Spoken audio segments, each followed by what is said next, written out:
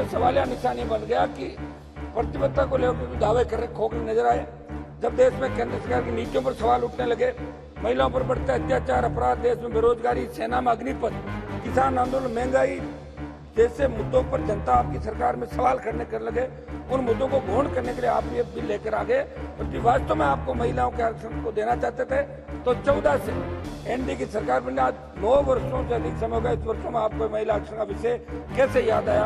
आपकी प्राथमिकता में बिल क्यों नहीं रहा? मंत्री स्वर्गीय सुषमा स्वराज उस समय लोकसभा में कुछ नेता थी, वे इस बिल की सबसे प्रमुख पैरोकारों में एक थी। लेकिन आज 2023 में विडंबना है कि उनकी पार्टी बीजेपी दूसरी बार सत्ता में भारी बहुमत से काबिज होने के बाद 10 साल तक ये बिल लटका रहा। अब चुनाव कब होगा? 26 तक फ्री जेट डिलिमिटेशन, 29 में होगा, 33 में होगा, 2047 में होगा, 52 में होगा। कौन रहेगा, कौन नहीं रहेगा? आपने तो जुमला छोड़ दिया। एक मिनट समाप्त करो। तो इससे कभी देश निवेदन please conclude, please conclude, your time is over, please conclude, एक मिनट में समाप्त करो, प्लीज कंक्लूड। मैं ये चाहता हूँ कि महिला उत्पीड़न पे, महिला अत्याचारों में भी सदन के अंदर एक दिन चर्चा हो, ताकि अपने माननीय सदस्य अपने आप में बात रख सके।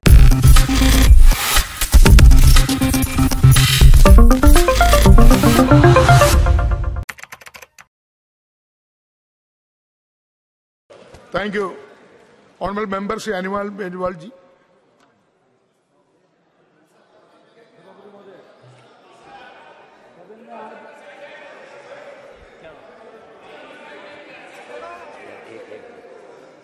सदन में आज संविधान 128 और स्वतंत्र विधेयक 2023 में चर्चा हो रही है।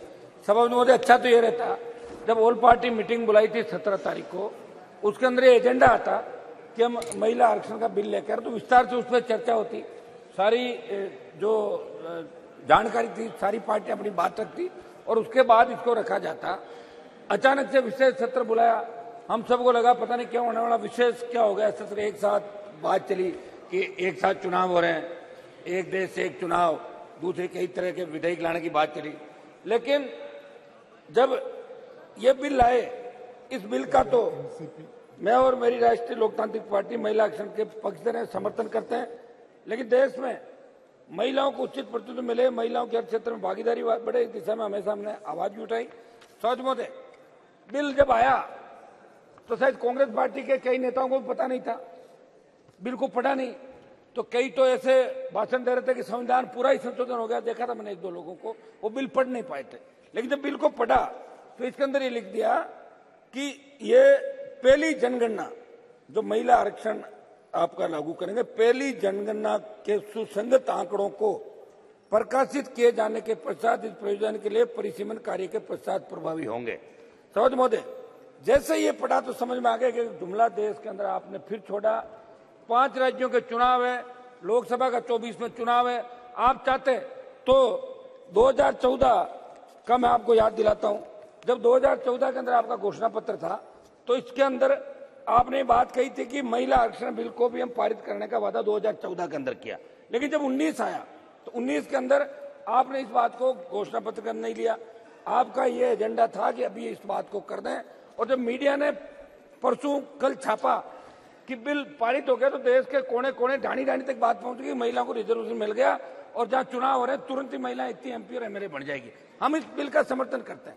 हम चाहते हैं कि महिलाएं आगे बढ़े और इस देश के अंदर आजादी के आंदोलन से लेकर आज तक, चाहे आप लीडरशिप की बात करें, बलिदान की बात करें, लोक देवता हमारे जो हुए, तो महिलाओं ने बढ़ चढ़ के हिस्सा लिया और अपने तलवार की धार से दुश्मनों को झुकाया और भगाया। समझ महोदय, लेकिन इस बिल की आड़ में जो दिल्ली सरकार है हमारी, इस पर सवालिया निशानी बन गया कि प्रतिबद्धता को लेकर जो दावे कर रहे खोखले नजर आए। जब देश में केंद्र सरकार की नीतियों पर सवाल उठने लगे, महिलाओं पर बढ़ते अत्याचार, अपराध, देश में बेरोजगारी, सेना में अग्निपथ, किसान आंदोलन, महंगाई जैसे मुद्दों पर जनता आपकी सरकार में सवाल करने लगे, उन मुद्दों को गौण करने के लिए आप ये बिल लेकर आ गए। और यदि वास्तव में आपको महिलाओं के आरक्षण को देना चाहते थे तो 14 से एनडीए की सरकार में आज 9 वर्षों से अधिक समय हो गया। इस वर्षों में आपको महिला आरक्षण का विषय कैसे याद आया? आपकी प्राथमिकता में बिल क्यों नहीं रहा? इसके बारे में भी देश की जनता आपसे जानना चाहती है। सौद महोदय, विधेयक में लोकसभा में महिलाओं के लिए स्थानों का आरक्षण जुड़े बिंदु में पढ़ रहा था। मंत्री जी से ये जानना चाहूंगा कि ओबीसी वर्ग की महिलाओं को प्रतिनिधित्व देने को लेकर आपकी क्या मंशा है। हमारी मांग है कि ओबीसी वर्ग की महिलाओं को भी संविधान प्रदत्त आरक्षण रूपी हक को मद्देनजर उचित प्रतिनिधित्व देने का क्लोज रखा जाए। आप जब जवाब दें तो इस बात पर भी सरकार की मंशा के बारे में बताएं। साल 2010 में स्वर्गीय अरुण जेटली जी जब राज्यसभा में नेता प्रतिपक्ष थे और सदन से महिला आरक्षण बिल के पास होने पर उन्होंने इसे अपने लिए गर्व और सम्मान का ऐतिहासिक पल कहा था। पूर्व विदेश मंत्री स्वर्गीय सुषमा स्वराज उस समय लोकसभा में विपक्षी नेता थी। वे इस बिल की सबसे प्रमुख पैरोकारों में एक थी। लेकिन आज 2023 में विडंबना है कि उनकी पार्टी बीजेपी दूसरी बार सत्ता में भारी बहुमत से काबिज होने के बाद 10 साल तक ये बिल लटका रहा। अब चुनाव कब होगा? 26 तक फ्री जेट डिलिमिटेशन, 29 में होगा, 33 में होगा, 2047 में होगा, 52 में होगा। कौन रहेगा कौन नहीं रहेगा? आपने तो जुमला छोड़ दिया। एक मिनट समाप्त करो। तो इसका भी देश आपसे हिसाब मांग रहा है। आज दुनिया की तेजी से विकसित हो रही अर्थव्यवस्था का दावा करने वाले हमारे प्लीज कंक्लूड। एक मिनट करो सब, एक मिनट। मध्य युग से भी ज्यादा सामंती सोच, संवेदना, असुरक्षा, हिंसा, विभिन्न अपराधों का शिकार बन रही। आज सवाल यह है कि बड़ी संख्या में महिलाओं के लापता होने, यौन उत्पीड़न के सवालों पर बहस क्यों नहीं चली जाती? बहस इस बात पर भी होनी चाहिए कि दिल्ली के निर्भया कांड के बाद महिलाओं की सुरक्षा संबंधित कानूनों को कठोर किया गया, लेकिन कानून बन जाने के बाद भी स्थिति क्यों नहीं सुधरी? चिंता का कारण है कि महिलाओं के विरुद्ध होने वाले अपराधों में कोई विशेष कमी आती नहीं दिखी। वे पहले की तरह यौन अपराधों का शिकार बनी, लापता हो रही है। छेड़छाड़, बलात्कार, अपहरण, लापता होने, दुष्कर्म के मामले थमने का नाम नहीं रहे। मणिपुर में 2 महिलाओं को निर्वस्त्र कर घुमाए जाने की घटना का वीडियो वायरल हो, या राजस्थान के प्रतापगढ़ में आदिवासी महिला का दरियावद में निर्वस्त्र उसका वीडियो वायरल करने का मामला हो। हालात चिंताजनक है। समाज महोदय, राष्ट्रीय आपराधिक रिकॉर्ड ब्यूरो की ओर से संकलित आंकड़ों के अनुसार 19 से 21 के बीच मात्र 3 वर्षों में देश भर में 13 लाख से अधिक लड़कियां और महिलाएं लापता हुई। इस लापता होने वाली लड़कियों और महिलाओं में दलित, आदिवासी जनजाति की संख्या ज्यादा थी। मेरा ये निवेदन प्लीज कंक्लूड। मैं समाप्त कर रहा हूं। Your time is over. Please conclude. एक मिनट में समाप्त कर। Please conclude. मैं ये चाहता हूं कि महिला उत्पीड़न पे, महिला अत्याचारों पे भी सदन के अंदर एक दिन चर्चा हो, ताकि अपने माननीय सदस्य अपनी बात रख सके। समाज महोदय, मैं लास्ट मेरी बात समाप्त कर रहा हूं। देश के अंदर प्रमुख जो आरक्षण आंदोलन है, आज सदन में महिला आरक्षण पर चर्चा हो रही है। चूंकि आरक्षण का विषय, इसलिए मैं आपके माध्यम से राजस्थान के भरतपुर, धौलपुर सहित अन्य ऐसे राज्य में तो जाट समाज, प्लीज कंक्लूड। एक सेकंड सर, जाट समाज को आरक्षण है ओबीसी का, लेकिन केंद्र में नहीं है। उन्हें केंद्र में ओबीसी नवनीत राणा जी, हरियाणा में, एक मिनट सर समाप्त करो, लास्ट समाप्त करो। हरियाणा में जाट दर्ज किए गए मुकदमों को वापस दें।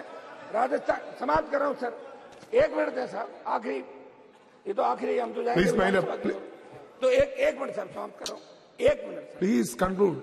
टाइम इज, थोड़ा आप तो ध्यान रखें हमारा।